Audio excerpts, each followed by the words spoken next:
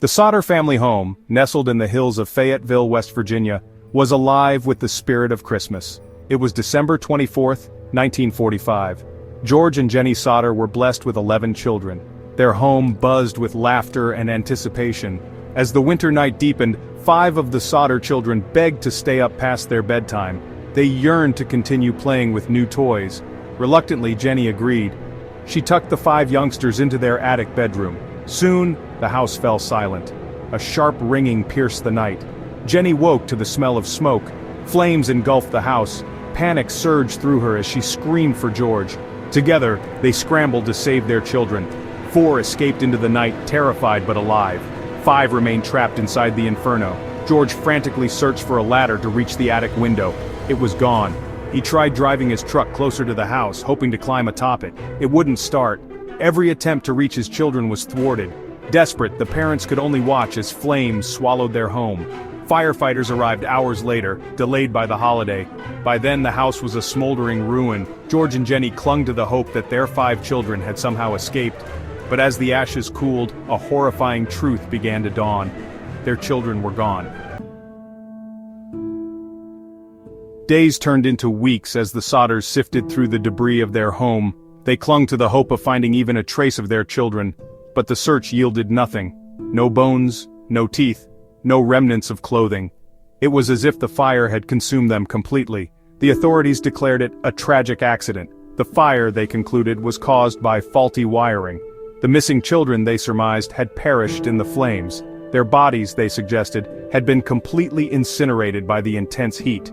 But George and Jenny refused to believe it. They knew their children. They were strong, resourceful, and familiar with the layout of their home. The attic bedroom, they argued, had 2 escape routes.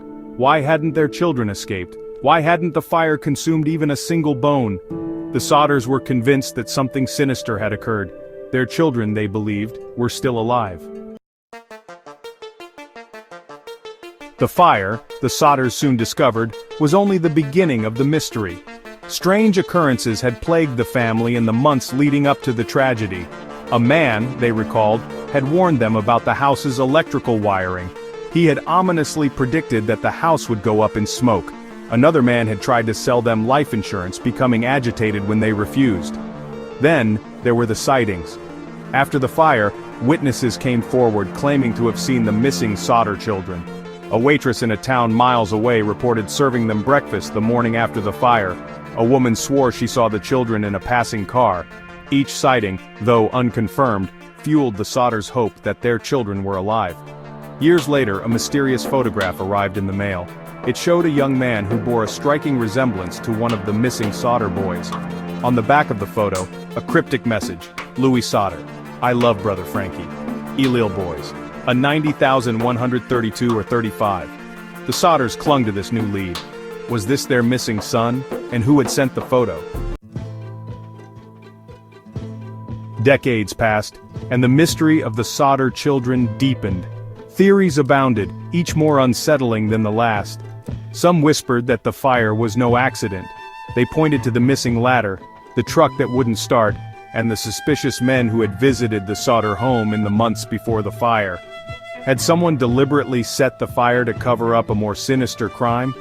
The most chilling theory pointed to kidnapping. The Italian mafia, some speculated, had targeted the Sodders. George, an outspoken critic of Mussolini, had made enemies in the community. Had these enemies sought revenge by abducting his children? The possibility, though difficult to imagine, was not entirely implausible. Another theory suggested that the fire was staged. Perhaps the children had been abducted before the fire even started.